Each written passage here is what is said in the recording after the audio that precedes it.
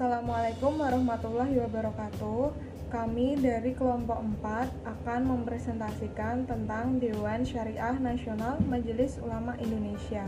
Perkenalkan, nama saya Kanina Urfi dan beberapa teman saya yang lainnya yang akan mempresentasikan setelah saya. Di sini saya akan mempresentasikan tentang pengertian Dewan Syariah Nasional Majelis Ulama Indonesia.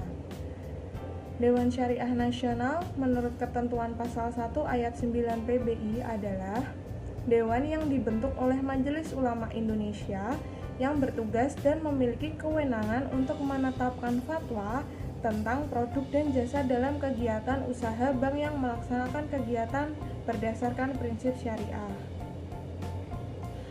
Didirikan sebagai lembaga syariah yang bertugas 1. Mengayomi dan mengawasi operasional aktivitas perekonomian lembaga keuangan syariah. Yang kedua, menampung berbagai masalah atau kasus yang memerlukan fatwa agar diperoleh kesamaan dalam penanganannya oleh masing-masing Dewan Pengawas Syariah yang ada di masing-masing lembaga keuangan syariah. Pengawasan terhadap pelaksanaan fatwa tidak dilakukan secara langsung, melainkan melalui Dewan Pengawas Syariah yang secara khusus, intensif dan terprogram melakukan pengawasan terhadap perbankan syariah. Berikutnya, saya akan menjelaskan tentang sejarah berdirinya Dewan Syariah Nasional.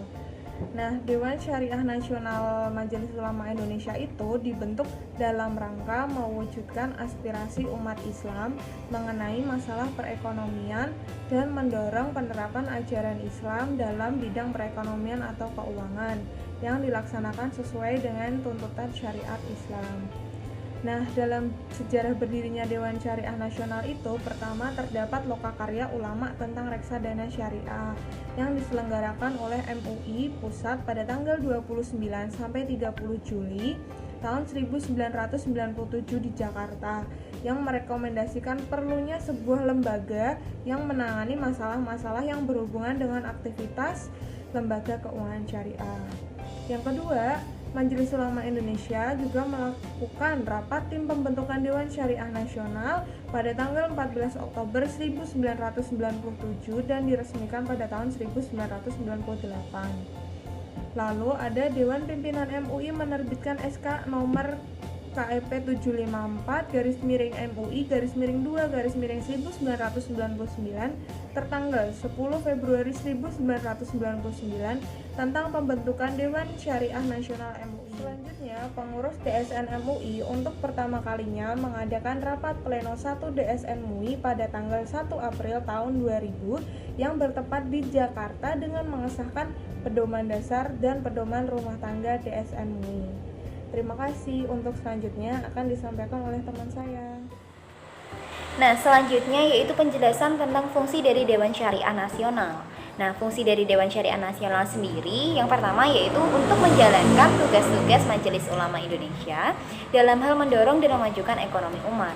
Nah, dalam hal ini Dewan Syariah Nasional itu bertugas untuk mengkaji dan merumuskan nilai-nilai serta prinsip-prinsip dari hukum Islam yang nantinya akan dijadikan sebagai pedoman lembaga keuangan syariah. Nah, selain itu pula, tugas dari Dewan Syariah Nasional itu untuk mengawasi pelaksanaan dan pengimplementasian dari kegiatan yang dilakukan oleh lembaga keuangan syariah. Nah, di sini kita bisa simpulkan ya dari tugas-tugas tadi yang saya sebutkan, di mana Dewan Syariah Nasional itu diberikan keleluasaan dan wewenang untuk menelaah setiap kontrak, metode, dan aktivitas yang berkenaan mengenai perbankan syariah. Nah, secara yuridis, Dewan Syariah Nasional sendiri telah diakui keberadaannya pada surat putusan Direksi Bank Indonesia nomor 32/34 tahun 1999 tentang bank umum yang berdasarkan prinsip syariah, di mana dijelaskan bahwa Dewan Syariah Nasional merupakan badan yang memberikan pengaturan produk dan operasional perbankan syariah, sekaligus sebagai badan yang mengawasi Dewan Pengawas Syariah di berbagai lembaga keuangan syariah. Selain itu pula, dijelaskan juga pada pasal 31 di mana dimaksudkan yaitu bagi bank umum itu wajib untuk memperhatikan setiap fatwa dari Dewan Syariah Nasional. Nah, selain dari fungsi-fungsi yang saya sebutkan tadi, dari eksistensi DSN sendiri juga diakui dari berbagai peraturan Bank Indonesia atau PBI. Nah, diantaranya yaitu PBI nomor 11/15/PBI tahun 2009 tentang perubahan kegiatan usaha bank konvensional menjadi bank syariah. Selain itu pula, dalam pasal 1 angka 7 PBI dijelaskan pula bahwa prinsip syariah adalah prinsip hukum Islam dalam kegiatan perbankan berdasarkan fatwa yang dikeluarkan oleh Dewan Syariah Nasional Majelis Ulama Indonesia. Nah, selain itu, peran dari lembaga keuangan syariah sendiri menurut pasal 26 UU PS nomor 21 tahun 2008, yang pertama adalah dalam kegiatan usahanya yang dimaksudkan pada pasal 19, 20, dan 21, yaitu dalam produk jasa syariah itu harus tunduk pada prinsip syariah. Nah, dari prinsip syariah ini juga difatwakan Majelis Ulama Indonesia pada ayat 1. Nah, dari fatwa ini pula dituangkan pada Peraturan Bank Indonesia pada ayat 2. Nah, dalam rangka penyusunan Peraturan Bank Indonesia yang dimaksudkan tadi ayat 2 yang tadi saya sudah sebutkan, di situ disebutkan bahwa Bank Indonesia membentuk Komite Perbankan Syariah. Nah, untuk selanjutnya penjelasan lebih lanjut mengenai tata cara pembentukan, keanggotaan, serta tugas dari Komite Perbankan Syariah sendiri akan diatur oleh Peraturan Bank Indonesia ayat 4. Warahmatullahi wabarakatuh. Di sini saya Endestianingrum ingin melanjutkan presentasi dari teman-teman saya sebelumnya. Di sini saya akan menjelaskan tentang tugas dan wewenang dari DSN MUI. Yang pertama, saya akan menjelaskan tugasnya terlebih dahulu. Adapun tugas dari DSN MUI yaitu yang pertama, menetapkan fatwa atas sistem kegiatan, produk, dan jasa dari Lembaga Keuangan Syariah atau LKS, Lembaga Bisnis Syariah atau LBS, dan Lembaga Perekonomian Syariah lainnya. Yang kedua yaitu mengawasi penetapan fatwa melalui DPS di LKS, LBS, dan LPS lainnya. Yang ketiga yaitu membuat pedoman implementasi fatwa untuk lebih menjabarkan fatwa tertentu agar tidak menimbulkan multi penafsiran. Yang keempat yaitu mengeluarkan surat edaran atau taklimat kepada LKS, LBS, dan LPS lainnya. Kemudian yang kelima yaitu memberikan rekomendasi calon anggota DPS dan atau mencabut rekomendasi tersebut. Yang selanjutnya yaitu memberikan rekomendasi ASPM atau ahli syariah pasar modal dan atau mencabut rekomendasi ASPM. Kemudian tugas yang selanjutnya adalah menerbitkan pernyataan kesesuaian syariah bagi LKS, LBS, dan juga LPS lainnya. Kemudian menerbitkan sertifikat kesesuaian syariah atas sistem kegiatan, produk, dan jasa dari LKS, LBS, dan LPS lainnya. Nah, tugas yang selanjutnya itu ada melakukan sosialisasi dan juga edukasi dalam rangka meningkatkan literasi keuangan, bisnis, dan juga ekonomi syariah. Dan yang terakhir yaitu menumbuh kembangkan penerapan nilai-nilai syariah dalam rangka peningkatan ekonomi pada umumnya dan juga keuangan pada khususnya. Selanjutnya, saya akan menjelaskan tentang wewenang dari DSN MUI. Wewenang dari DSN MUI itu ada 6. Nah, yang pertama yaitu memberikan peringatan kepada lembaga keuangan syariah, lembaga bisnis syariah, dan lembaga perekonomian syariah lainnya untuk menghentikan penyimpangan dari fatwa yang telah diterbitkan oleh DSN MUI. Nah, yang kedua yaitu merekomendasikan kepada pihak yang berwenang apabila peringatan yang telah diberikan tersebut tidak diindahkan. Nah, yang ketiga yaitu membekukan atau membatalkan sertifikat syariah bagi LKS, LBS, dan LPS lainnya apabila melakukan pelanggaran. Nah, yang keempat yaitu menyetujui atau menolak permohonan LKS, LBS, dan LPS lainnya mengenai usul penggantian atau pemberhentian DPS dari lembaga yang bersangkutan. Kemudian yang kelima yaitu merekomendasikan kepada pihak yang terkait untuk menumbuh kembangkan bidang usaha keuangan, bisnis, dan ekonomi syariah. Nah, yang terakhir yaitu menjalin kemitraan dan kerjasama dengan berbagai pihak, baik dari dalam maupun dari luar negeri, untuk menumbuh kembangkan usaha bidang keuangan, bisnis, dan juga ekonomi syariah. Assalamualaikum warahmatullahi wabarakatuh. Halo teman-teman semua, dimanapun kalian berada, semoga kalian selalu berada dalam keadaan yang sehat dan selalu diberikan keselamatan oleh Allah Subhanahu wa Ta'ala. Oke, sebelum memulai pembahasan kali ini, saya mau berterima kasih kepada teman saya Endestia Ningrum yang telah membahas materi sebelumnya, yaitu mengenai tugas-tugas dari Dewan Syariah Nasional. Oke, di sini saya Sekar Ayu Nastiti akan membahas mengenai visi dan misi dan juga mekanisme kerja dari Dewan Syariah Nasional itu sendiri. Oke, hal pertama yang kita akan bahas adalah mengenai visi dan misi dari Dewan Syariah Nasional. Oke, visi dari Dewan Syariah Nasional sendiri adalah memasyarakatkan ekonomi syariah dan mensyariahkan ekonomi masyarakat.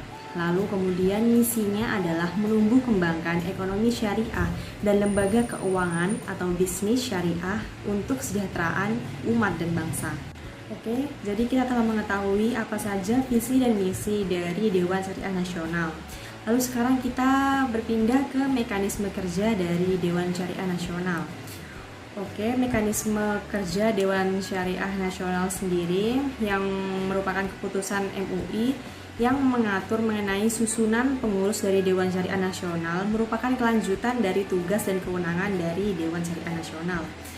Dalam Dewan Syariah Nasional ada 3 unsur yang harus kita perhatikan. Yang pertama adalah DSN, yang kedua adalah Badan Pelaksana Harian DSN, dan yang ketiga adalah Dewan Pengawas Syariah atau yang biasa kita sebut dengan DPS. Nah, berikut adalah mekanisme kerja Dewan Syariah Nasional. Yang pertama adalah Dewan Syariah Nasional yang mensahkan rancangan fatwa yang diusulkan oleh Badan Pelaksana Harian DSN. Lalu yang kedua adalah Dewan Syariah Nasional melakukan pleno paling tidak 1 kali dalam 3 bulan atau bila mana diperlukan. Lalu yang ketiga, setiap tahunnya membuat suatu pernyataan yang dibuat dalam laporan tahunan atau yang biasa kita sebut itu annual report, bahwa lembaga keuangan syariah yang bersangkutan yang telah atau tidak memenuhi segenap ketentuan syariah sesuai dengan fatwa yang dikeluarkan oleh Dewan Syariah Nasional. Nah, mekanisme kerja Dewan Syariah Nasional selanjutnya akan dibahas oleh teman saya yaitu Putri Diah Kusumastuti. Begitu jelasan dari saya. Terima kasih. Mohon maaf bila ada kesalahan. Wassalamualaikum warahmatullahi wabarakatuh. Assalamualaikum warahmatullahi wabarakatuh. Perkenalkan, nama saya Putri Diah Kusumastuti dari kelas PS2B. Di sini saya akan melanjutkan presentasi dari teman saya sebelumnya mengenai mekanisme kerja Dewan Syariah Nasional. Nah, di sini dalam pelaksanaan kerjanya Dewan Syariah Nasional memiliki 3 badan. Yang pertama yaitu Badan Pelaksana Harian. Nah, di sini Badan Pelaksana Harian memiliki tugas untuk menerima usulan atau pernyataan hukum produk lembaga keuangan syariah. Untuk mekanismenya sendiri yaitu lembaga keuangan syariah melaporkan usulannya yang ditujukan kepada Sekretaris Badan Pelaksana Harian. Setelah itu sekretaris melaporkannya kepada ketua maksimal 1 hari setelah penerimaan. Setelah itu ketua dan staf ahli akan memberikan memorandum khusus dan hasil dari pembahasannya akan dibawa dalam rapat pleno. Setelah itu hasil akhirnya akan ditandatangani oleh ketua dan sekretaris Dewan Syariah Nasional. Yang kedua yaitu Dewan Pengawas Syariah. Dewan Pengawas Syariah di sini mempunyai tugas untuk melakukan pengawasan secara periodik kepada lembaga keuangan syariah yang berada di bawah pengawasannya. Nah, selain itu, Dewan Pengawas Syariah juga mempunyai tugas untuk memberikan usul mengenai pengembangan lembaga keuangan syariah kepada ketua atau pimpinan dari lembaga yang bersangkutan dan Dewan Syariah Nasional. Selain itu, laporan hasil dari pengawasannya akan dilaporkan kepada Dewan Syariah Nasional paling tidak sebanyak 2 kali dalam 1 tahun anggaran. Dan yang ketiga yaitu pembiayaan Dewan Syariah Nasional. Nah, di sini sumber dananya yaitu dari sumbangan atau iuran dari pemerintah, dari Bank Indonesia, dan atau sumbangan dari masyarakat. Selain itu, Dewan Syariah Nasional juga mendapatkan iuran dari lembaga keuangan syariah yang ada. Setelah itu, Dewan Syariah Nasional akan mempertanggungjawabkannya kepada Majelis Ulama Indonesia atau MUI. Terima kasih.